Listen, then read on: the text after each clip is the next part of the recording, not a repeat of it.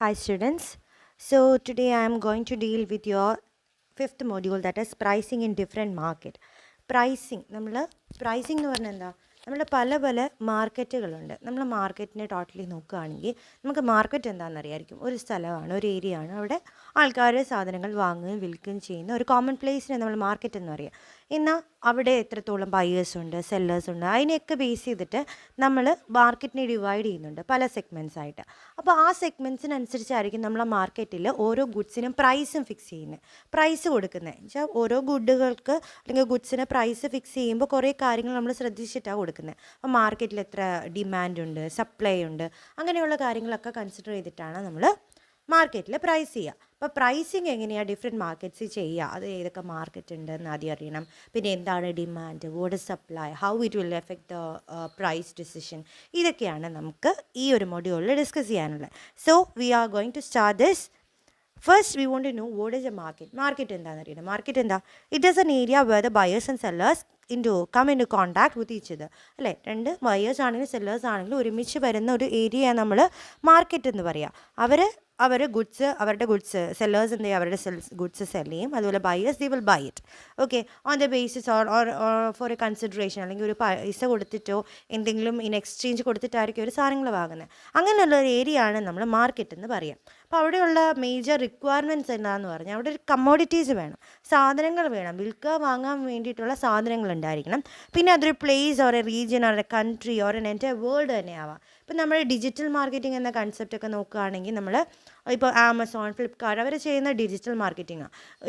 ലോകത്തുള്ള എല്ലാ ആൾക്കാരെയും അവർ ഒറ്റ ഒരു കുടക്കീഴിൽ കൊണ്ടുവന്നിട്ട് സെല്ലിങ് ചെയ്യുക. It is A market place, അല്ലേ, ഒരു വെർച്വൽ മാർക്കറ്റ് പ്ലേസ് അവിടെ. പക്ഷെ നമ്മൾ നോർമലി കാണുന്ന നമ്മുടെ വീടുകളുടെ അടുത്തുള്ള ഷോപ്പുകൾ അല്ലെങ്കിൽ വീടിൻ്റെ അടുത്തുള്ള മാർക്കറ്റൊക്കെ എന്ന് വെച്ചാൽ അതൊരു ഫിസിക്കൽ പ്ലേസാണ്. അപ്പോൾ ഫിസിക്കൽ പ്ലേസ് ആവാം, അല്ലെങ്കിൽ ഒരു കൺട്രിക്കുള്ളിൽ തന്നെയുള്ള വെർച്വൽ ആവാം, ഓൾ വേൾഡിനെ കവർ ചെയ്യുന്നതൊക്കെ ആവാം ഒരു മാർക്കറ്റ് എന്ന് പറയുന്നത്.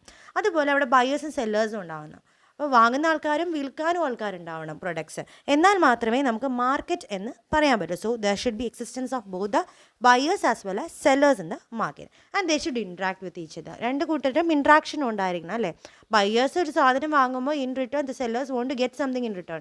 അപ്പം exchange of property for money അതും നടന്നിരിക്കണം പിന്നെ മാർക്കറ്റ്. ഇത്രയും കാര്യങ്ങളാണ് ഒരു മാർക്കറ്റിൻ്റെ റിക്വയർമെൻറ്റ്സ്. അപ്പോൾ മാർക്കറ്റ് എന്താണെന്നും അതിൻ്റെ ആവശ്യം, അതിൽ ഉണ്ടാവേണ്ട ഇൻക്ലൂഡൻസ് ഓർ എസെൻഷ്യൽസ് ആണ് ഈ റിക്വയർമെൻറ്റ്സ് ആയിട്ട് പറഞ്ഞിരിക്കുന്നത്. Commodities, place and or a place or region or country or entire world, then there should be existence of both the buyers as well as sellers, and there should be interaction between the two. പിന്നെ നമ്മളൊരു മാർക്കറ്റിൽ നോക്കുമ്പോൾ, നിങ്ങളൊരു product വാങ്ങാൻ പോകുമ്പോൾ അവിടെ demand ഉണ്ടോ, ആ പ്രൊഡക്റ്റിൻ്റെ ഡിമാൻഡ് ഉണ്ടോ, ആ പ്രൊഡക്റ്റിന് സപ്ലൈ ഉണ്ടോ, ഇതിനെയൊക്കെ ബേസ് ചെയ്തിട്ടാണ് നമ്മൾ പ്രൈസ് ഫിക്സ് ചെയ്യുന്നത്. ചിലപ്പം നമുക്കൊരു എസെൻഷ്യൽ കമ്മോഡിറ്റി ആയിട്ടുള്ള നമ്മൾ റൈസ് അല്ലെങ്കിൽ ഷുഗർ, ഡെയിലി നമ്മൾ യൂസ് ചെയ്യുന്ന സാധനങ്ങൾ, ഇതൊക്കെ നമ്മുടെ എസെൻഷ്യൽ കമ്മോഡിറ്റീസാണ്. എന്നാൽ നമ്മുടെ മൊബൈൽ ഫോൺസ്, ലാപ്ടോപ്സ്, ഇതെല്ലാം ലക്ഷറി ഗുഡ്സ് ആണ്. അപ്പം പല രീതിയിൽ നമ്മൾ ഗുഡ്സിനെ ക്ലാസിഫൈ ചെയ്യുന്നുണ്ട്. നമുക്ക് സ്ഥിരം യൂസ് ചെയ്യുന്നതിന് നമ്മൾ എസെൻഷ്യൽസ് എന്നും, എന്നാൽ കുറച്ച് ഡ്യൂറബിൾ ആയിട്ട് അല്ലെങ്കിൽ കുറച്ച് ലക്ഷറി കാണിക്കാൻ വേണ്ടിയിട്ടുള്ള ഗുഡ്സ് ആയിട്ട് മൊബൈൽ ഫോൺ, വാച്ചസ്, അതെല്ലാം നമ്മൾ പറയും അത് എസെൻഷ്യൽ അല്ല. അപ്പോൾ ഈ ഗുഡ്സിനൊക്കെ നമ്മൾ പ്രൈസ് നമ്മുടെ മാർക്കറ്റിൽ ഓരോത്തിനും ഓരോ വിലയുണ്ട്. അപ്പം നമുക്കറിയാം, ഇപ്പം വാച്ചസ് തന്നെയാണെങ്കിൽ പല വാച്ചിനും പല റേറ്റാണ്, അല്ലേ. അതിൻ്റെ പ്രസ്റ്റീജ്, അതിൻ്റെ ലക്ഷറി ക്യാരക്ടറിസ്റ്റിക്സിനനുസരിച്ചൊക്കെ മാറും. ഇപ്പോൾ ആപ്പിളിൻ്റെ വാച്ച് ആണെങ്കിൽ ഇറ്റ് കോസ്റ്റ് മോർ, അല്ലേ. നോർമൽ ഒരു ടൈറ്റൻ വാച്ചിനേക്കാളും വളരെ കോസ്റ്റ് ആയിരിക്കും ഒരു ആപ്പിളിൻ്റെ വാച്ചിന്, ബിക്കോസ് ഓഫ് ദ സ്പെസിഫിക്കേഷൻ. അപ്പം അതിന് അതേപോലെ ഡിമാൻഡും കൂടുതൽ, ഒരു ആപ്പിളിൻ്റെ വാച്ചിനൊക്കെ ഡിമാൻഡ് കൂടുതലായിരിക്കാം. അതും കൂടിയാണ് അവരുടെ പ്രൈസ് ഫിക്സ് ചെയ്യുന്നത്. സപ്ലൈ കുറവാണ്, അതുമെല്ലാം പ്രൈസ് ഫിക്സ് ചെയ്യാനുള്ള കാരണങ്ങളാണ്. അപ്പോൾ ഒരു പ്രൈസിനെ ഡിപ്പെൻഡ് ചെയ്യുന്ന രണ്ട് കാര്യങ്ങളാണ് this demand and supply of the product. നിങ്ങൾ ചിലപ്പോൾ കേൾക്കാറുണ്ട് ഉള്ളിയുടെ വില കൂടി എന്നൊക്കെ കേൾക്കും. അപ്പോൾ ഉള്ളിയുടെ വില കൂടുന്നതെന്ന് പറയുമ്പോൾ മാർക്കറ്റിൽ ഉള്ളിയുടെ സപ്ലൈ കുറയും. മാർക്കറ്റിൽ എവിടെ നിന്നും അതിൻ്റെ സോഴ്സ് കിട്ടുന്നില്ല, അല്ലെങ്കിൽ നമുക്ക് സ്റ്റോർ ചെയ്യുന്നില്ല. So in that case there will be A shortage in the supply. അപ്പോൾ സപ്ലൈ കുറയുന്നു. സപ്ലൈ കുറയുമ്പോൾ എന്ത് പറയും, ആൾക്കാരൊക്കെ എത്ര പൈസ കൊടുത്താലും സാധനം വാങ്ങാൻ നോക്കും. അപ്പോൾ സപ്ലൈ കുറയുമ്പോൾ ഓട്ടോമാറ്റിക്കലി പ്രൈസ് കൂടും, അല്ലേ. അപ്പോൾ അതേപോലെ ഡിമാൻഡ് കുറയുക എന്ന് വിചാരിച്ചു, ഒരു പ്രൊഡക്റ്റിന് ഡിമാൻഡ് പോയി, പക്ഷേ ഇപ്പോൾ ആ പ്രൊഡക്റ്റ് ആർക്കും വേണ്ട. അങ്ങനെ പറയുമ്പോൾ അവരെന്ത് ചെയ്യും, ആ പ്രൊഡക്റ്റ് എന്തായാലും അവരുടെ കയ്യിലുണ്ടെങ്കിൽ അവർ ഏറ്റവും ലോ കോസ്റ്റിന് വിൽക്കാൻ നോക്കും. അപ്പോൾ ഡിമാൻഡ് കൂടുമ്പോൾ പ്രൈസ് കുറയുന്നത് നമ്മൾ കാണുന്നുണ്ട്. അതുപോലെ തിരിച്ചും, ഇപ്പോൾ ഒരു പ്രൊഡക്റ്റിന് ഡിമാൻഡ് ഭയങ്കര കൂടുതലാണ്, അപ്പോൾ ഓട്ടോമാറ്റിക്കലി എന്താ, ഡിമാൻഡ് ഭയങ്കര കൂടുതലാണെങ്കിൽ ആൾക്കാർ പ്രൈസും കൂട്ടും, അല്ലേ, പ്രൈസ് കൂട്ടും. പ്രൈസ് കൂട്ടിയിടാൻ നോക്കും, അല്ലെങ്കിൽ സപ്ലൈ കൂടുതലാണെങ്കിൽ. അപ്പോൾ പ്രൈസ് കൂടുന്നതിനനുസരിച്ച് ഡിമാൻഡ് കുറയുകയും ഡിമാൻഡ് കൂടുന്നതിനനുസരിച്ച് പ്രൈസ് കുറയുകയും, ഇങ്ങനെ പല സിറ്റുവേഷൻസാണ് നമ്മൾ ഫേസ് ചെയ്യാറുള്ളത്. അപ്പം ഡിമാൻഡ് പ്രൈസിനെ എഫക്റ്റീവ്, ഇതേ നമ്മൾ ഓർക്കേണ്ടതുള്ളൂ. That is when the price increases, ഒരു ഗുഡിന് ഭയങ്കര പ്രൈസാണ്, അപ്പോൾ ഓട്ടോമാറ്റിക്കലി എന്താ, നമ്മുടെ ഡിമാൻഡ് കുറയും. പ്രൈസ് ഗുഡ് വേണ്ട എന്നൊരിത് വരും. എന്നാൽ പ്രൈസ് നല്ലപോലെ കുറച്ചു, അപ്പോൾ ഓക്കെ, ആ കുട്ടി ഇപ്പോൾ അത്രയും വില കുറച്ചായിരിക്കും, നമുക്കിപ്പോൾ വാങ്ങാം എന്ന് ചിന്തിച്ച് വാങ്ങും. അപ്പോൾ ഇതാണ് പ്രൈസും ഡിമാൻഡും എഫക്റ്റ് ആണ്. അപ്പോൾ ഡിമാൻഡ് എന്ന് പറഞ്ഞാൽ എന്താ, ഡിമാൻഡിനെ നമ്മൾ ഡിഫൈൻ ചെയ്യുന്നത് it is a desire backed up by the ability and willingness to buy a product. ഒരു പ്രൊഡക്റ്റ് വാങ്ങാനുള്ള നമ്മളുടെ ഒരു ഡിസയർ വേണം. ഡിസയറിൻ്റെ കൂടെ എബിലിറ്റിയും വേണം, അതുപോലെ വില്ലിങ്നെസ്സും വേണം.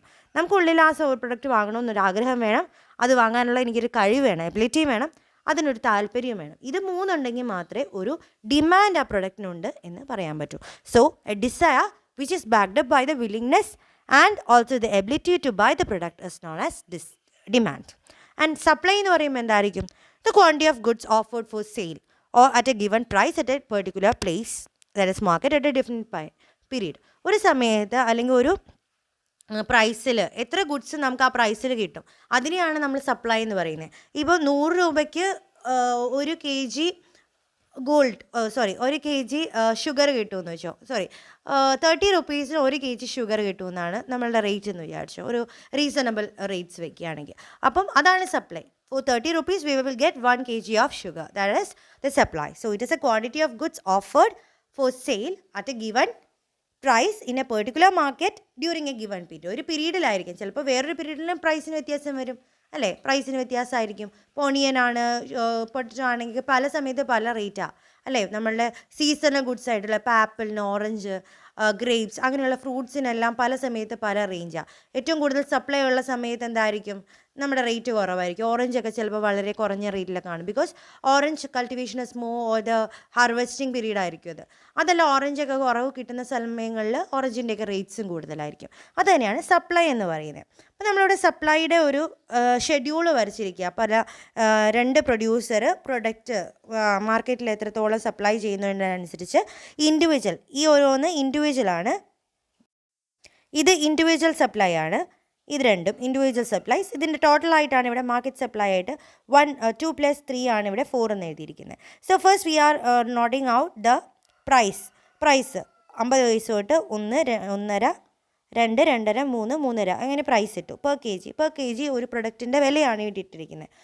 50 പൈസ തൊട്ട് 3 rupees 50 പൈസ വരെയുള്ളത്. അപ്പോൾ നമ്മൾ ഫസ്റ്റ് പ്രൊഡക്റ്റിൻ്റെ സപ്ലൈ നോക്കുക, അല്ലെ ഫസ്റ്റ് പ്രൊഡ്യൂസറിൻ്റെ സപ്ലൈ ആണ് പറഞ്ഞിരിക്കുന്നത്. 0.5 റുപ്പീസിന് അയാൾ ഒന്നും തരുന്നില്ല, അല്ലെങ്കിൽ പെർ മന്ത് അയാൾ സപ്ലൈ ചെയ്യുന്നത് 0 ആണ്. Then at 1 rupee 300, that is kilogram per month പോകുന്നത് 300 ആണ് അയാൾക്ക് സപ്ലൈ ഉള്ളത്. ഇവിടെ സപ്ലൈ 0 ആണ്. ഇൻ 1.5 ഇയാളുടെ സപ്ലൈ എത്രയാണ്, 600. Here it is 150. So it differs അല്ലേ. സപ്ലൈ പല പ്രൊഡ്യൂസേഴ്സിന് പല രീതിയിലാണ്. ചില പ്രൊഡ്യൂസറിന് ആ ഒരു പ്രൊഡക്റ്റ് ഉണ്ടാകത്തില്ല, വേറൊരു പ്രൊഡ്യൂസറിന് ഇത്രയും ഉണ്ടാവും. അപ്പം 600 ഉള്ളപ്പോൾ അയാൾ വിറ്റ പൈസ 1.50, 900 ഉള്ളപ്പോൾ 2.2, ദെൻ 1200 ഉള്ളപ്പോൾ 2.50, 1500 ഉള്ളപ്പോൾ 3, 1800 ഉള്ളപ്പോൾ 3.5. അപ്പോൾ ടോട്ടൽ നമ്മുടെ മാർക്കറ്റിലെ സപ്ലൈ ആണ് ഇവിടെ എഴുതിയിരിക്കുന്നത്. 0 + 0 0, 300 + 0 300, 600 + 150 750, അങ്ങനെ 1800 + 750 2250, 2550. അങ്ങനെ ഇതിനെയാണ് സപ്ലൈ ഷെഡ്യൂൾ എന്ന് പറയുന്നത്. രണ്ട് പ്രൊഡ്യൂസറിൻ്റെ സപ്ലൈ എഴുതി അതേപോലെ ഓരോ സപ്ലൈസ് കൂട്ടിയിട്ടുള്ളതാണ് ഇവിടെ മാർക്കറ്റ് സപ്ലൈ എന്ന് മാർക്ക് ചെയ്തിരിക്കുന്നത്. സോ അപ്പോൾ നമ്മൾ നേരത്തെ പറഞ്ഞ ലോ ഓഫ് ഒരു സപ്ലൈ എന്താ, ഡിമാൻഡ് എന്താന്ന് പറഞ്ഞു. അപ്പോൾ ലോ ഉണ്ട്, ഈ സപ്ലൈനെ ബേസ് ചെയ്തിട്ടും ഡിമാൻഡിനെ ബേസ് ചെയ്തിട്ടും 2 ലോസ് ഉണ്ട്, law of demand as well as law of supply. അതിൽ ലോ ഓഫ് സപ്ലൈ എന്താണെന്നാണ് പറയുന്നത്. So here it refers to the relationship between the price and the quantity of the good or service that the firms are willing to produce. The higher the price of the product lead to more supplies and more companies making the product. Higher price ആകുമ്പോൾ more supplies ആണ്. ഇവിടെ നോക്കിയാൽ അറിയാം, ഇവിടെ price കൂടി വരുന്നതിനനുസരിച്ച് ഇവിടെ സപ്ലൈയും കൂടി വരിക. ഇവിടെ സപ്ലൈ കൂടുക, 0 - 750 വരെയായി. ഇവിടെയും പ്രൈസിനനുസരിച്ച് മാർക്കറ്റ് സപ്ലൈയും കൂടി വരിക അല്ലേ. അത് തന്നെയാണ് ഇവിടെ പറഞ്ഞിരിക്കുന്നത്. It refers to the relationship between the price and the quantity of the goods that the firms are willing to produce. ഇത്രയും പ്രൈസ് കൂടുന്നതിനനുസരിച്ച് കൂടുതൽ ഉണ്ടാക്കാനാണ് ഫേം തയ്യാറാവുന്നത്. അത് തന്നെയാണ് the willingness to produce more when the price increases. That is, the higher the price of the product tends to, the more supplies and the more companies making the product. As price increases, the quantity supplied increases. When the price decreases, the quantity supplied decreases. ഇത് തന്നെയാണ് law of supply. ഈ ഒരു എക്സാമ്പിളും പറഞ്ഞിരിക്കുന്നതാണ്. As the price increases, താഴോട്ട് വരുമ്പോൾ increase ചെയ്ത് വരിക. So the supplies are also increases going down. Here also supply is increasing and total is also increasing. So as the price increase, supply also increase. On the price decrease, the quantity supplied is also decreasing. So this is the law of supply. Okay, ഇപ്പോൾ supply curve നമ്മൾ വരയ്ക്കുക. ഇവിടെ price, ഇത് quantity. ഇപ്പോൾ ഇവിടെ എന്താ 5, 10, 15, 20, 25, 30, 35 അങ്ങനെയാണ് പ്രൈസിൻ്റെ mark ചെയ്തിരിക്കുന്നത്. ഇവിടെ ക്വാണ്ടിറ്റി ആണെങ്കിൽ 5, 10, 15, 20, 25, 30, 35. അപ്പോൾ പ്രൈസ് 5 ആയിരുന്നു, അപ്പോൾ ക്വാണ്ടിറ്റി എത്രയാണ്? 5. പ്രൈസ് 10 ആയപ്പോൾ ക്വാണ്ടിറ്റി 10 കൂടി. പ്രൈസ് 15 ആയപ്പോൾ ക്വാണ്ടിറ്റി 15 ആയി. പ്രൈസ് 20 ആയപ്പോൾ 20 ആയി. Price 25, here also 25. Price 30, quantity 30. Price 35, quantity 35. അപ്പോൾ ഈ പോയിൻ്റ് എല്ലാം മാർക്ക് ചെയ്തപ്പോൾ സപ്ലൈ കർവ് എങ്ങനെയാണ് വന്നത്? ഈ ഒരു ഗ്രാഫാണ് വന്നിരിക്കുന്നത്. അപ്പോൾ സപ്ലൈ കർവ് എപ്പോഴും ഈ ഒരു ഡയറക്ഷനിലാണ്. As a price increases, supply is also increasing, or the quantity supplied is also increasing, and thus the graph is in a upward trend. മുകളിലോട്ടാണ് അല്ലേ, അപ്വേർഡിലേക്കാണ് ഗ്രാഫ് വരുന്നത്. ഇതാണ് സപ്ലൈ കർവ്.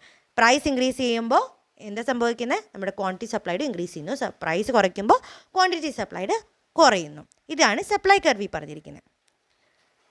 പിന്നെ ഉള്ളൊരു കൺസെപ്റ്റാണ് ഡിമാൻഡ് കർവ്. ഓക്കെ, അപ്പം നമ്മൾ ഡിമാൻഡ് സപ്ലൈ എന്താണ് ഒരു പ്രൊഡക്റ്റിനെന്ന് പറഞ്ഞു. അപ്പം നമ്മുടെ സപ്ലൈ കർവും പറഞ്ഞു. സപ്ലൈ കർവ് എന്ന് പറയുമ്പോൾ എന്താ? നമ്മുടെ പ്രൈസ് കൂടുമ്പോൾ നമ്മുടെ സപ്ലൈ കൂടും, പ്രൈസ് കുറയുകയാണെങ്കിൽ സപ്ലൈ കുറയും. ഇത്രയാണ് നമ്മൾ പറഞ്ഞത്. അതിനുള്ള ഗ്രാഫ് നമ്മൾ എക്സ്പ്ലെയിൻ ചെയ്തു. നെക്സ്റ്റ് നോക്കുന്നതാണ് നമ്മുടെ ഡിമാൻഡിൻ്റെ ലോ. ഇപ്പോൾ ലോ ഓഫ് ഡിമാൻഡ് ഉണ്ട്, ലോ ഓഫ് സപ്ലൈ പോലെ തന്നെ ലോ ഓഫ് ഡിമാൻഡ് ഉണ്ട്. ലോ ഓഫ് ഡിമാൻഡിൽ പറഞ്ഞിരിക്കുന്ന റിവേഴ്സാണ്, നമ്മുടെ സപ്ലൈയുടെ റിവേഴ്സാണ് വരുന്നത്. That is the amount demanded of a good increases with the decrease in the price of a good and vice versa. അല്ലേ, ഒരു പ്രൊഡക്റ്റിൻ്റെ പ്രൈസ് കൂടുമ്പോൾ ഓട്ടോമാറ്റിക്കലി എന്താ സംഭവിക്കുന്നത്? നമ്മുടെ ഡിമാൻഡ്, ആ പ്രൊഡക്റ്റിന് വേണ്ടിയിട്ടുള്ള ഡിമാൻഡ് കുറയുന്നതാണ് കാണുന്നത്. അല്ലേ, ഒരു പ്രൊഡക്റ്റിന് 100 രൂപയാകുമ്പോൾ നമ്മൾ ആ ഗുഡ് ചിലപ്പം 8 യൂണിറ്റ് ആ ഗുഡ്സ് വാങ്ങാം. ഇപ്പം എന്നാൽ നമ്മുടെ 100 എന്നുള്ളത് 80 രൂപയാവുകയാണെങ്കിൽ നമ്മൾ 8-ന് പകരം ചിലപ്പോൾ 10 യൂണിറ്റ് വാങ്ങാം, അല്ലെങ്കിൽ 9 യൂണിറ്റ് വാങ്ങാം. As the price decreases the quantity purchased increases. അതാണ് ഇവിടെ പറഞ്ഞിരിക്കുന്നത്. When the price goes up the quantity demanded goes down. Note the relationship between the price and quantity is reverse. Reverse റിലേഷനാണ്. Inverse relationship നിങ്ങൾ പഠിച്ചിട്ടുണ്ടാവും. അതാണ് ഇവിടെ law of ഡിമാൻഡിൽ കാണുന്നത്. Okay, അപ്പം നമ്മുടെ സപ്ലൈയിൽ എങ്ങനെയായിരുന്നു? പ്രൈസ് കൂടുമ്പോൾ സപ്ലൈ കൂടുക, പക്ഷേ ഇവിടെ പ്രൈസ് കൂടുമ്പോൾ ഡിമാൻഡ് കുറയുക. അപ്പോൾ നമ്മുടെ ഗ്രാഫ് സപ്ലൈയുടെ ഇങ്ങനെയാണെങ്കിൽ ഡിമാൻഡിന് എങ്ങനെയായിരിക്കും? തിരിച്ചായിരിക്കും. സോ അത് തന്നെയാണ് ഇവിടെ പറഞ്ഞിരിക്കുന്നത്. ലോ ഓഫ് ഡിമാൻഡിനെ നമ്മൾ വരയ്ക്കുമ്പോൾ ഓരോ പ്രൈസിൽ നോക്കി. പ്രൈസ് 10 രൂപയായിരുന്നപ്പോൾ demand quantity demanded is just 2. Then when the price increases to 20, the demand, ആദ്യത്തെ 10 ഉണ്ടായിരുന്നപ്പോൾ നമ്മളുടെ ക്വാണ്ടിറ്റി ഡിമാൻഡ് ഇസ് ജസ്റ്റ് 10 ആണ്. 10 രൂപയുള്ളപ്പോൾ 10 യൂണിറ്റ് നമ്മൾ വാങ്ങിയിരിക്കുന്നത് അല്ലേ. ഈ പോയിൻ്റാണ്, this point. So this is 10. When the price is 20, അപ്പോൾ 10-ന് നമ്മൾ 20 ആക്കി. 20 ആക്കിയപ്പോൾ നമ്മൾ എന്ത് ചെയ്തു? 10 വാങ്ങിയതിന് പകരം നമ്മളിപ്പോൾ 8 വാങ്ങുന്നുള്ളൂ. എന്നാൽ 30 ആക്കി. അപ്പോൾ പ്രൈസ് ഇങ്ങോട്ട് വരുമ്പോൾ കൂടുക. 30 ആക്കിയപ്പോൾ നമ്മൾ 6 യൂണിറ്റേ വാങ്ങുന്നുള്ളൂ. 40 ആക്കിയപ്പോൾ 4 യൂണിറ്റായി. 50 ആക്കിയപ്പോൾ ജസ്റ്റ് 2 യൂണിറ്റേ വാങ്ങുന്നുള്ളൂ അല്ലേ. 10 ആയിരുന്നപ്പോൾ 10 യൂണിറ്റ് വാങ്ങിയതിന് നമ്മൾ 50 ആയപ്പോൾ 2 യൂണിറ്റേ വാങ്ങുള്ളൂ അല്ലേ. 10 × 10 ആണ് 100, 50 × 2 ആണ് 100, 30 × 6 അങ്ങനെയാണ് നമ്മൾ ചെയ്തിരിക്കുന്നത്. അപ്പോൾ ഓരോ പ്രാവശ്യമായിട്ട് വന്നപ്പോൾ എന്താ സംഭവിക്കുന്നത്? പ്രൈസ് കൂടുന്നതിനനുസരിച്ച് നമ്മുടെ ക്വാണ്ടിറ്റി ഡിമാൻഡ് കുറഞ്ഞു വരും. ഇവിടെ ആയിരുന്നപ്പോൾ ഇത്രയും ഉണ്ടായിരുന്നത് 10 ഉണ്ടായിരുന്നത് പിന്നെ കുറഞ്ഞു വന്നു. തിരിച്ചാണ്, റിവേഴ്സാണ്. അപ്പോൾ ആ എല്ലാ പോയിൻറ്റും മാർക്ക് ചെയ്യുമ്പോൾ നമ്മുടെ ഗ്രാഫ് കിട്ടുന്നത് ഇങ്ങനെയാണ്. സപ്ലൈയുടെ ഇങ്ങനെയാണെങ്കിൽ ഡിമാൻഡിന് ഇങ്ങനെയാണ്. ഒരു ക്രിസ് ക്രോസ് ആയിട്ടാണ് സപ്ലൈ കർവും ഡിമാൻഡ് കർവും വരിക. This is demand curve and supply curve is this. So ഒരു പോയിന്റിൽ നമുക്കപ്പോൾ പറയാൻ പറ്റും ഡിമാൻഡ് കർവും സപ്ലൈ കർവും കൂടെ വരയ്ക്കുമ്പോൾ ഒരു പോയിന്റിൽ അത് മീറ്റ് ചെയ്യും.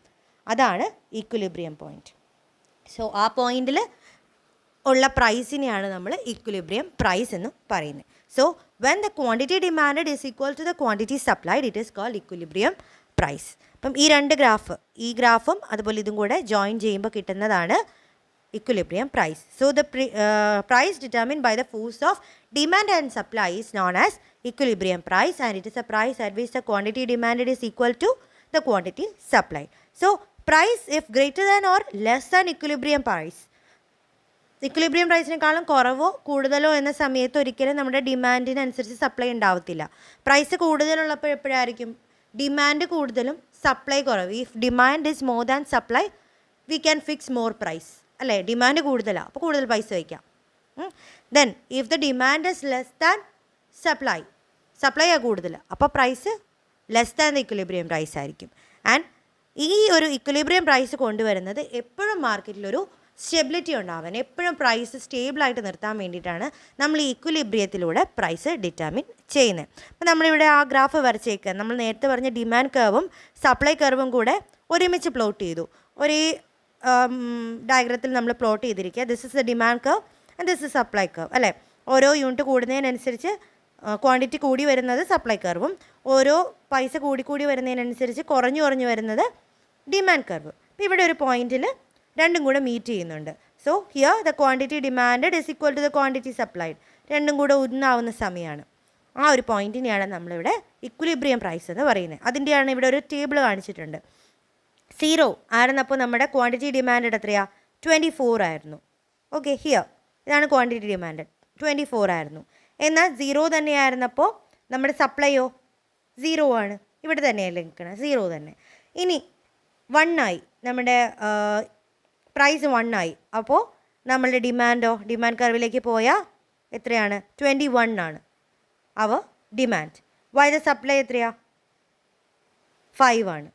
ഇതിനനുസരിച്ച് 5 ആണ്. ഇനി 2 ആയപ്പോഴോ നമ്മുടെ ഡിമാൻഡ് 18 ആണ്. വൈൽ 2 ആയപ്പോൾ നമ്മുടെ സപ്ലൈ 10. 3 ആയപ്പോൾ നമ്മുടെ സപ്ലൈ 15. അതേപോലെ ഡിമാൻഡും 15. രണ്ടും ഈക്വലായി വന്നില്ലേ? ഡിമാൻഡും സപ്ലൈയും ഈക്വലായി വന്നു. അപ്പോൾ this is the 3 is the equilibrium price. 4 ആയപ്പോഴോ സപ്ലൈ ഡിമാൻഡ് ഇതാണ് 3 അല്ല 4 ആകുമ്പോൾ ഡിമാൻഡ് എത്രയാ? 12. പിന്നെ 4 ആകുമ്പോൾ സപ്ലൈ ഇസ് മോർ 20. ഇവിടെ നോക്കുകയാണെങ്കിൽ ഇവിടെ ഡിമാൻഡ് കൂടുതൽ, സപ്ലൈ കുറവ്. ഇവിടെ ഡിമാൻഡ് കുറവ്, സപ്ലൈ കൂടുതൽ. അപ്പം സപ്ലൈ കൂടുതലുള്ള സമയത്ത് നമ്മുടെ പ്രൈസ് എന്തായിട്ടാണ് കാണുന്നത്? കൂടി വരുന്ന കാണുന്നത്, അല്ലേ? ഡിമാൻഡ് കുറഞ്ഞിരിക്കുന്ന സമയത്തോ? ഡിമാൻഡ് കുറഞ്ഞിരിക്കുന്നിടത്ത് പ്രൈസ് കൂടി വരുന്നു, ഡിമാൻഡ് കൂടിയിരിക്കുന്നിടത്ത് പ്രൈസ് കുറഞ്ഞിരിക്കുന്നു. ഇങ്ങനെയാണ് നമ്മുടെ ഇക്വിലിബ്രിയം പ്രൈസ് ഫിക്സ് ചെയ്യുന്നത്. You just want to remember that the quantity supplied is equal to quantity demand. ആ ഒരു പോയിന്റിനെയാണ് നമ്മൾ ഇക്വിലിബ്രിയം പ്രൈസ് എന്ന് ഡിറ്റർമിൻ ചെയ്യുന്നത്. സോ എങ്ങനെയാണ് നമ്മുടെ ഡിമാൻഡും അതുപോലെ സപ്ലൈക്ക് അനുസരിച്ച് നമ്മുടെ ഇക്വിലിബ്രിയത്തിലെ മാറ്റം ഉണ്ടാകുന്നത്? ഡിമാൻഡ് മാറുമ്പോൾ, അല്ലെങ്കിൽ ഡിമാൻഡ് മാത്രം മാറി സപ്ലൈ നിലനിൽക്കുമ്പോൾ നമ്മുടെ ഇക്വിലിബ്രിയത്തിന് വ്യത്യാസം ഉണ്ടാവും. ഓക്കെ, അതേപോലെ തന്നെ ഡിമാൻഡ് കോൺസ്റ്റൻറ്റ്, സപ്ലൈ മാറുമ്പോഴും ചേഞ്ച് ഉണ്ടാവും. ഇവിടെ ഡിമാൻഡ് കോൺസ്റ്റൻ്റ് ആയിട്ട് വെക്കുമ്പോൾ സപ്ലൈ മാറി വരും. ചിലപ്പോൾ ഇങ്ങനെയായിരുന്ന സപ്ലൈ മാറി വരാം. അപ്പോൾ ഇക്വിലിബ്രിയം പ്രൈസ് വേറെ വരും. ഈ ഒരു സപ്ലൈക്ക് വരെ ഡിമാൻഡ് കോൺസ്റ്റൻ്റ് ആയിട്ട്, ഇത് കോൺസ്റ്റൻറ്റ്, സപ്ലൈ മാത്രം മാറി. ഇതിന് പകരം ഇവിടെ ആവുമ്പോൾ നമ്മുടെ ഇക്വിലിബ്രിയം പ്രൈസ് എത്രയാണ്? 20 ആവാം. 15 പകരം 20 ആവാം. അതിന് വരെ ഇങ്ങനെയാണെങ്കിലോ ഇക്വിലിബ്രിയം പ്രൈസ് 10 ആവാം. ഇതൊരു കേസ്. ഇനി സപ്ലൈ സ്റ്റഡി ആയിട്ട് നിൽക്കുന്നു, ഡിമാൻഡ് മാറുന്നു എന്ന് വെച്ചോ. അപ്പോൾ ഡിമാൻഡ് ആദ്യം ഇങ്ങനെയുള്ളപ്പോഴാണ് 15 ഉള്ളത്. ഇനി ഡിമാൻഡ് കർവ് ഇങ്ങനെ ആയിരുന്നു, അപ്പോൾ 25 ആയിരിക്കും നമ്മളുടെ ഇക്വിലിബ്രിയം പ്രൈസ്. ഇനി ഡിമാൻഡ് കർവ് ഇങ്ങനെയാണെങ്കിലോ, അപ്പോൾ ചിലപ്പോൾ 10 or 8 ഒക്കെ ആയിരിക്കും നമ്മുടെ ഇക്വിലിബ്രിയം പ്രൈസ്. അപ്പം രണ്ട് രീതിയിൽ നമുക്ക് ഡിമാൻഡ് കർവ് സപ്ലൈയും മാറ്റം വരും ബേസ്ഡ് ഓൺ ദി ഇക്വിലിബ്രിയം. ഒന്നുകിൽ ഡിമാൻഡ് കോൺസ്റ്റൻ്റ് ആയിട്ട് വെച്ചിട്ട് സപ്ലൈയിൽ മാറ്റിയാൽ നമുക്ക് ഇക്വിലിബ്രിയം മാറും. പിന്നെ സപ്ലൈ ഒരുപോലെ ഡിമാൻഡ് കോൺസ്റ്റൻ്റ് ആയിട്ട് വെച്ചിട്ട് സപ്ലൈ മാത്രം മാറ്റിയാലും ഇക്വിലിബ്രിയത്തിൽ ചേഞ്ചസ് വരുന്നുണ്ട്. അപ്പം അതാണ് ഇവിടെ ഗ്രാഫ് വരച്ചിരിക്കുന്നത്. ഈ കേസ് നോക്കുകയാണെങ്കിൽ ഇതെന്താണ്? സപ്ലൈ കർവാണ്, അല്ലേ? പച്ച ഇവിടെ എല്ലാം സപ്ലൈ കർവ്സാണ്. ഇന്ന് റെഡാണ് ഇവിടെ ഡിമാൻഡ് കർവ്സ് വരച്ചിരിക്കുന്നത്. ഓക്കെ, അപ്പോൾ സപ്ലൈ കർവ് നമ്മൾ കോൺസ്റ്റൻ്റ് ആയിട്ട് വെച്ചേക്കുന്നു. ഹിയർ സപ്ലൈ കർവ് അല്ല, ഇതിൽ ഡിമാൻഡ് കർവ് ഇവിടെ കോൺസ്റ്റൻ്റ് ആണ്. രണ്ട് സപ്ലൈ കർവ്സ് വരച്ചിട്ടുണ്ട്. അപ്പോൾ ഡിമാൻഡ് കർവ് കോൺസ്റ്റൻറ്റ്. അപ്പോൾ ഇതാണ് ആദ്യത്തെ സപ്ലൈ, പച്ചയാണ് ആദ്യത്തെ സപ്ലൈ. പിന്നെ സപ്ലൈ കർവ് കുറച്ചുകൂടെ ഇങ്ങോട്ട് ഷിഫ്റ്റായി, റൈറ്റിലോട്ട് ഷിഫ്റ്റായി, ന്യൂ സപ്ലൈ കർവായി ഇല്ലേ. ഇവിടെ ഡിമാൻഡ് മാറിയിട്ടില്ല, പക്ഷേ ഇക്വിലിബ്രിയം പ്രൈസ് ആദ്യം ഇവിടെ Q1 ആയിരുന്നു. പിന്നെ നമ്മുടെ സപ്ലൈ റൈറ്റ് വേർഡ് ഷിഫ്റ്റ് ആയപ്പോൾ Q2യിലേക്ക് മാറി നമ്മുടെ ഇക്വിലിബ്രിയത്തിന് ചേഞ്ച് വന്നു. Here demand curve is constant but the supply curves changes from this to this. Rightward shift in demand ഉണ്ടായി, സപ്ലൈ ഉണ്ടായി. ആ സമയത്ത് നമ്മുടെ ഇക്വിലിബ്രിയം മാറ്റം വന്നു, കൂടി വന്നു അല്ലേ. Rightward shift of supply വന്നപ്പോൾ ദ ഇക്വിലിബ്രിയം പ്രൈസ് ഇൻക്രീസസ്. ഇനി നമ്മൾ ഡിമാൻഡ് തന്നെ കോൺസ്റ്റൻ്റ് ആയിട്ട് വെച്ചു. സപ്ലൈക്ക് ലെഫ്റ്റ് വേർഡ് ഷിഫ്റ്റ് ആവുണ്ടായത്, ഇതാണ് ഫസ്റ്റ് സപ്ലൈ. പിന്നെ സപ്ലൈ ഇപ്പുറത്തോട്ടാണ് മാറിയത്, ന്യൂ സപ്ലൈ ഇതാണ്. ഇപ്പോൾ ഇവിടെ ലെഫ്റ്റ് വേർഡ് ഷിഫ്റ്റ് വന്നപ്പോൾ പ്രൈസ് ഈ പോയിന്റിൽ നിന്ന്, ഇതായിരുന്നു ആദ്യത്തെ ഇക്വിലിബ്രിയം എങ്കിൽ ഇങ്ങോട്ട് മാറി എന്ന് പറഞ്ഞാൽ price decreases. So with the leftward shift of supply curve the quantity decreases. അതുപോലെ പ്രൈസ് ഇവിടെ എന്താ ഇൻക്രീസ് ചെയ്യുന്നുണ്ട്, ക്വാണ്ടിറ്റി ഡിക്രീസ് ചെയ്യും, പ്രൈസ് ഇവിടെ ഡിക്രീസ് ചെയ്യും, ഇവിടെ ഇൻക്രീസ് ചെയ്യും. ഓക്കെ, ഇനി തിരിച്ച് ഇത് രണ്ടും എങ്ങനെയാണ്, നമ്മുടെ ഡിമാൻഡ് കർവ് കോൺസ്റ്റൻ്റ് ആയിട്ട് വെച്ച്, ഇനി ഇത് രണ്ടും സപ്ലൈ കർവ് കോൺസ്റ്റൻ്റ് ആയിട്ട് വെക്കുക. സപ്ലൈ കർവ് ഇവിടെ രണ്ടും പച്ച, ഇത് കോൺസ്റ്റൻ്റ് ആയിട്ട് വെച്ചു. ആദ്യത്തെ ഡിമാൻഡ് കർവാണിത്. ഇനി നമുക്ക് ഡിമാൻഡ് കർവ് ഒരു ഡൗൺവേർഡാണ് വന്നത്. ഡിമാൻഡ് കർവ് ഇതായിരുന്നു ആദ്യത്തെ ഡിമാൻഡ് കർവ്, അതിനൊരു അപ്വേർഡിലേക്ക് ഒരു മാറ്റം വന്നു.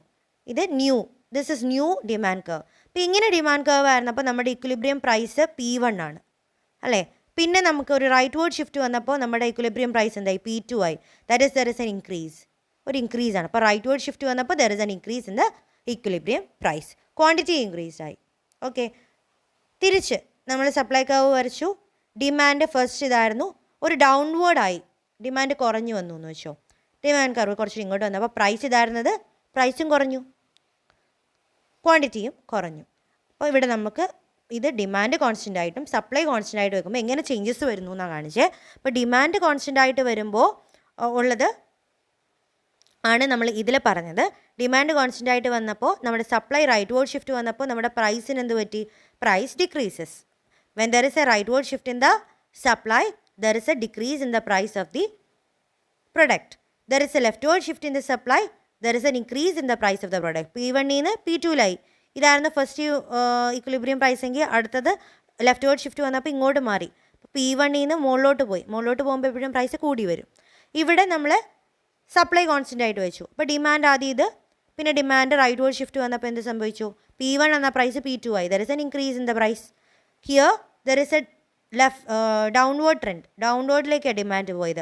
അപ്പോൾ പ്രൈസ് കുറഞ്ഞു, P1 നിന്ന് P2 ആയി. So this is a change in the equilibrium price with a change in the demand and supply.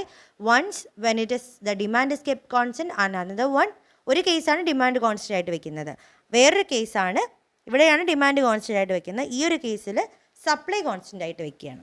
Okay, ഇങ്ങനെ നമുക്ക് ഇക്വിലിബ്രിയം പ്രൈസിൽ മാറ്റങ്ങൾ വരുത്താം. Okay, and the next one is എന്തിനാണ് നമ്മളിങ്ങനെ പ്രൈസ് ഫിക്സ് ചെയ്യുന്നത്. പ്രൈസ് ഫിക്സേഷൻ്റെ ഒബ്ജക്റ്റീവ്സ് എന്തിനാണ്, പ്രൈസ് ഫിക്സ് ചെയ്യുന്നതിനാ നമുക്ക് നല്ല റേറ്റ് ഓഫ് റിട്ടേൺ കിട്ടാൻ. That is the first one, to reach the rate of return. നമ്മളൊരു കോസ്റ്റ് കൊടുത്തിട്ട് അല്ലെങ്കിൽ നമ്മൾ ഇൻവെസ്റ്റ് ചെയ്തിട്ടാണ് നമ്മൾ അതിൽ നിന്ന് പ്രൈസ് ഫിക്സ് ചെയ്യുന്നത്. അപ്പോൾ പ്രൈസ് ഫിക്സ് ചെയ്യുമ്പോൾ നമുക്കൊരു റേറ്റ് ഓഫ് റിട്ടേൺ, നമുക്കൊരു പ്രതീക്ഷ ഉണ്ടാവും. ഇപ്പോൾ ഒരു 100 രൂപയ്ക്ക് നമ്മളൊരു സാധനം 100 രൂപ എടുത്ത് നമുക്ക് കോസ്റ്റ് ഓഫ് പ്രൊഡക്ഷൻ എങ്കിൽ അതിൽ നിന്നൊരു 105 രൂപയെങ്കിലും കിട്ടുക എന്നുള്ളത് നമ്മുടെ ഒരു പ്രതീക്ഷ, ഒരു 5% എങ്കിലും 0.5% എങ്കിലും നമുക്ക് ഇൻക്രീസ് വേണമെന്നുള്ളത്. അപ്പോൾ അത് തന്നെയാണ് to reach the given rate of return we use this pricing method. Then to maintain or increase the existing market share, നമ്മുടെ മാർക്കറ്റിൽ നമ്മളുടെ ഒരു പൊസിഷൻ ഉണ്ടാകും, അത് നിലനിർത്താൻ വേണ്ടിയിട്ടും നമ്മൾ പ്രൈസിങ് ഫിക്സ് ചെയ്യാറുണ്ട്. അപ്പോൾ ചിലപ്പോൾ നമ്മുടെ മാർക്കറ്റിൽ നമ്മൾ ഒരു നല്ല പൊസിഷൻ ബിൽഡ് ചെയ്തിരിക്കുകയായിരുന്നു. കുറച്ച് നാൾ കഴിയുമ്പോൾ നമ്മൾക്ക് ഒരു കോമ്പറ്റീറ്റർ, പുതിയൊരു ഫേം വന്നു, അവർ കുറേ ലോ പ്രൈസിൽ അവരുടെ പ്രൊഡക്റ്റ് ഇറക്കി.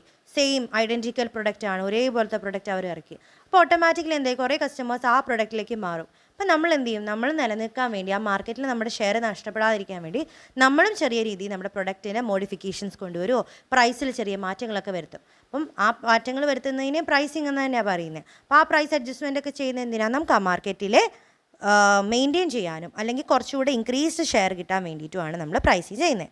പിന്നെ ഒരു പ്രൈസ് സ്റ്റെബിലിറ്റി കൊണ്ടുവരാൻ നമ്മൾ പറഞ്ഞു, ഇക്വിലിബ്രിയം പ്രൈസ് വെച്ചിട്ട് നമ്മൾ പ്രൈസ് ഡിറ്റർമിൻ ചെയ്യുന്നത് പ്രൈസ് സ്റ്റെബിലിറ്റി കൊണ്ടുവരാൻ വേണ്ടിയിട്ടാണ്. അതേപോലെ പ്രൈസിങ് പോളിസീസ് ആയിട്ടുള്ള കുറേ പ്രൈസിങ് പോളിസീസ് ഉണ്ട്. അത് നിങ്ങൾ ഇനിയുള്ള സെഷൻസിൽ പഠിച്ചു വരും. ആ പ്രൈസിങ് പോളിസീസ് സ്കിമ്മിങ്, പെനട്രേഷൻ, അങ്ങനെയുള്ള കുറേ പ്രൈസിങ് പോളിസീസ് ഉണ്ട്. ഈ പ്രൈസിങ് പോളിസീസൊക്കെ അഡോപ്റ്റ് ചെയ്യണം വേണ്ടിയിട്ട്, അതെങ്ങനെയാണ് നമുക്ക് മാർക്കറ്റിൽ നിലനിൽക്കാൻ വേണ്ടിയിട്ട്. Then discouraging the entry of new competitors.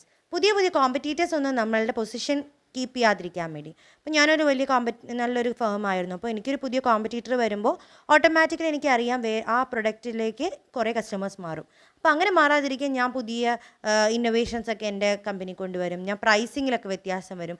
Existing കസ്റ്റമേഴ്സിന് ഇത്രയും ഓഫർ, അല്ലെങ്കിൽ എക്സിസ്റ്റിംഗ് കുറച്ചുകൂടെ പർച്ചേസ് ചെയ്യുമ്പോൾ ഇത്രയും ഓഫർ എന്നൊക്കെ പറഞ്ഞ് കുറേ രീതിയിലുള്ള പ്രൈസിങ് മെത്തേഡ്സ് ഞാൻ അഡോപ്റ്റ് ചെയ്യും. So it will act as A barrier for the new competitors. അതിന് വേണ്ടി. പിന്നെ മാർക്കറ്റ് പെനട്രേഷൻ വേണ്ടി. പക്ഷേ ഒരു മാർക്കറ്റിലേക്ക് പെട്ടെന്ന് ഇടിച്ച് കയറണം. അപ്പോൾ ഞാൻ ഇതുവരെ വിൽക്കാത്തൊരു പ്രൊഡക്റ്റ് അല്ലെങ്കിൽ ഒരിക്കലും ടച്ച് ചെയ്യാത്തൊരു മാർക്കറ്റ് ഏരിയ ആയിരിക്കാം. അപ്പോൾ ആ മാർക്കറ്റ് ഏരിയയിലേക്ക് എത്താൻ വേണ്ടി ഞാൻ എന്ത് ചെയ്യും, പ്രൈസിന് വ്യത്യാസം വരുത്തും. ഇപ്പോൾ ഒരു ഹൈ ഇൻകം ക്ലാസ്, അപ്പം നമ്മുടെ മാരുതി കാസിനെ പറയുന്ന ഒരു എക്കണോമിക്കൽ ക്ലാസ് ആണ് എന്നാണ് പറയുന്നത്. അപ്പോൾ എക്കണോമിക്കൽ ക്ലാസ്സിന് അല്ലെങ്കിൽ എക്കണോമിക്കൽ ഗ്രൂപ്പ് ഓഫ് പീപ്പിളിന് വേണ്ടിയിട്ടാണ് മാരുതിയുടെ മിക്ക കാറുകളും ഉണ്ടാക്കുന്നത്. അപ്പോൾ അവർ കൂടുതലും ടച്ച് ചെയ്യുന്ന എക്കണോമിക്കൽ ക്ലാസ് പീപ്പിളിനെ മാത്രം, ലക്ഷറി പ്രൊഡക്ട്സിലേക്കും റീച്ച് ചെയ്യുന്നില്ല. അപ്പോൾ ലക്ഷറി പ്രൊഡക്റ്റ് എന്ന് പറയുന്ന, ലക്ഷറി കാറ്റഗറി എന്ന് പറയുന്നത് നല്ല ഇൻകം ഉള്ള ആൾക്കാരായിരിക്കും. അപ്പോൾ അവരിലേക്ക് എത്തുക എന്നുള്ളത് ഒരു മാർക്കറ്റ് പെനിട്രേഷൻ സ്ട്രാറ്റജിയാണ്, അവരിലേക്ക് എത്തുക. അപ്പോൾ അതിന് വേണ്ടി നമ്മൾ പ്രൈസിങ്ങിൽ പല വ്യത്യാസങ്ങൾ വരുത്തേണ്ടി വരും. അപ്പോൾ അതുപോലെ പിന്നെ പ്രൈസ് സ്കിമ്മിങ്ങിന് വേണ്ടി. പ്രൈസ് സ്കിമ്മിങ് എന്ന് പറഞ്ഞാൽ നമുക്ക് ഏറ്റവും സ്കിം എന്ന് പറയുന്നത് നമ്മുടെ കേക്കിൻ്റെ ക്രീം പോലെയാണ്. അപ്പം നമ്മുടെ സൊസൈറ്റിയിൽ ഏറ്റവും ക്രീമായിട്ടുള്ള ആൾക്കാർ, പക്ഷേ ഏറ്റവും ഹൈ പ്രൊഫൈലുള്ള ആൾക്കാരെയൊക്കെ നമുക്ക് അട്രാക്റ്റ് ചെയ്യാൻ വേണ്ടി നമ്മൾ കൂടുതലും പ്രസ്റ്റീജാണ് നമ്മുടെ പ്രൊഡക്റ്റ് എന്ന് തോന്നിക്കാൻ ഹൈ പ്രൈസ് കൊടുക്കും. So the prestige people will buy the product assuming that the product is of good quality. നല്ല ക്വാളിറ്റി പ്രൊഡക്റ്റ് ആയിരിക്കും, നല്ല പ്രൈസ് ഉള്ളതാണ് എന്ന് പറഞ്ഞ് നമ്മൾ അഡോപ്റ്റ് ചെയ്യും. ഈ പ്രൈസ് സ്കിമ്മിങ് അഡോപ്റ്റ് ചെയ്തിരിക്കുന്ന മെയിൻലി നമ്മുടെ ആപ്പിൾ പോലെയുള്ള പ്രൊഡക്ട്സാണ്. അവരുടെയൊക്കെ പ്രൈസ് നമുക്കറിയാം, ഹൈ പ്രൈസ്ഡ് ആയിട്ട് അവർ പ്രൊഡക്ട്സ് വിൽക്കുന്നത്. അല്ലാതെ ലോ പ്രൈസിലോ നമ്മളെപ്പോലെ സാധാരണ ആൾക്കാർക്കൊന്നും പ്രൊഡക്റ്റ് വാങ്ങാൻ പറ്റത്തില്ല. ഹൈ ക്ലാസ് പീപ്പിളിനെ അട്രാക്റ്റ് ചെയ്യാൻ വേണ്ടി, അല്ലെങ്കിൽ ആ ക്രീമി ലെയർ ഓഫ് സൊസൈറ്റീനെ അട്രാക്റ്റ് ചെയ്യാൻ വേണ്ടിയിട്ടാണ് നമ്മൾ പ്രൈസിങ് എടുക്കുന്നത്. പിന്നെ ഈ നേരത്തെ പറഞ്ഞ ഈ പെനട്രേഷൻ സ്ട്രാറ്റജി കൂടുതൽ അഡോപ്റ്റ് ചെയ്ത് ഈ റിലയൻസ്, ജിയോ പോലെയുള്ള പ്രൊവൈഡേഴ്സാണ്. അവർ ആദ്യം മാർക്കറ്റിലേക്ക് ഇറങ്ങിയപ്പോൾ കുറേ പേരുണ്ട് അവർക്ക് കോമ്പറ്റീറ്ററായിട്ട്. എയർടെൽ, ഐഡിയ, വോഡഫോൺ, അങ്ങനെ കുറേ കോമ്പറ്റീറ്റേഴ്സ് ഉള്ളിടത്തോട്ടാണ് റിലയൻസ്, ജിയോ വന്നത്. അപ്പോൾ അവരുടെ സ്ട്രാറ്റജി നോക്കുകയാണെങ്കിൽ നമുക്ക് മനസ്സിലാവും, അവർ നേരത്തെ വന്നപ്പോൾ വലിയ പ്രൈസ് ഒന്നും ഫിക്സ് ചെയ്തിട്ടല്ല വന്നത്. They were giving the service at low cost or at zero കോസ്റ്റിലേക്ക് അവർക്ക് സിം പ്രൊവൈഡ് ചെയ്തത്. അപ്പോൾ എല്ലാവരും സിമ്മും നെറ്റ്വർക്കും ഒക്കെ ഫ്രീ ആയിട്ട് കൊടുത്തപ്പോൾ ആൾക്കാരെന്തായി, ഓട്ടോമാറ്റിക്കലി ആ ഒരു മൊബൈൽ നെറ്റ്വർക്കിലേക്ക് മാറി. അപ്പോൾ അവർ നല്ലൊരു മാർക്കറ്റ് ഷെയർ കിട്ടി.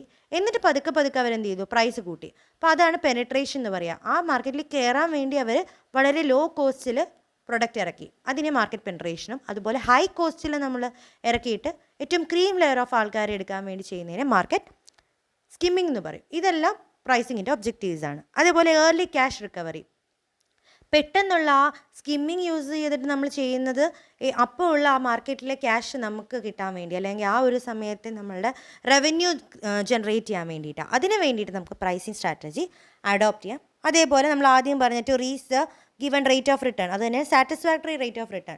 നമുക്കൊരു പ്രോഫിറ്റ് മാർജിൻ ഒരു പ്രതീക്ഷ ഉണ്ടാവും, ഒരു 5% പ്രോഫിറ്റ് കിട്ടണം ഞാൻ വിൽക്കുന്ന പ്രൊഡക്റ്റിന്. അപ്പോൾ നമ്മുടെ കോസ്റ്റിനേക്കാളും ഒരു 5% കൂടുതലായിരിക്കണം നമ്മുടെ സെല്ലിംഗ് പ്രൈസ്. അപ്പോൾ അതിന് വേണ്ടിയിട്ട് നമ്മൾ പ്രൈസ് ഫിക്സ് ചെയ്യുക. നമ്മൾ സെല്ലിംഗ് പ്രൈസ് ഫിക്സ് ചെയ്യുമ്പോൾ പല മെത്തേഡുണ്ട്, കോസ്റ്റ് പ്ലസ് പ്രൈസിങ്, അങ്ങനെ മെത്തേഡുണ്ട്. അപ്പോൾ കോസ്റ്റിൻ്റെ കൂടെ എത്ര മാർജിൻ വേണമെന്ന് കൂട്ടിയിട്ടായിടുക. അപ്പോൾ ആ റേറ്റ് ഓഫ് റിട്ടേൺ ഒരു സാറ്റിസ്ഫാക്ടറി ആയി കിട്ടാൻ വേണ്ടിയിട്ട്. അതേപോലെ പ്രൊഡക്റ്റ് ലൈൻ പ്രൊമോഷന്, നമ്മുടെ പ്രൊഡക്റ്റ് ലൈനിനെ, നമ്മുടെ പ്രൊഡക്റ്റിൻ്റെ കൂടെ തന്നെയല്ല, പ്രൊഡക്റ്റ് ലൈൻസ് എന്ന് വെച്ചാൽ ഒരു പ്രൊഡക്റ്റിൻ്റെ കാറ്റഗറിയിൽ തന്നെ പെടുന്ന എന്നാൽ ഡിഫറെൻറ്റ് പ്രൊഡക്റ്റ് ആയിട്ട് വരുന്നത്. ഇപ്പോൾ ഒരു ബ്യൂട്ടി പ്രൊഡക്ട്സ് എന്ന് പറയുമ്പോൾ തന്നെ ഇപ്പോൾ ലാക്മേയുടെയൊക്കെ ഒരു പ്രൊഡക്റ്റ് അല്ലല്ലോ. ഇപ്പം നിങ്ങളൊരു ഐലൈനർ, ലാക്മേയുടെ ഐലൈനർ ഒരു പ്രൊഡക്റ്റാണ്. അതുപോലെ ലാക്മേയുടെ ഐ മസ്കാര വേറെ പ്രൊഡക്റ്റാണ്.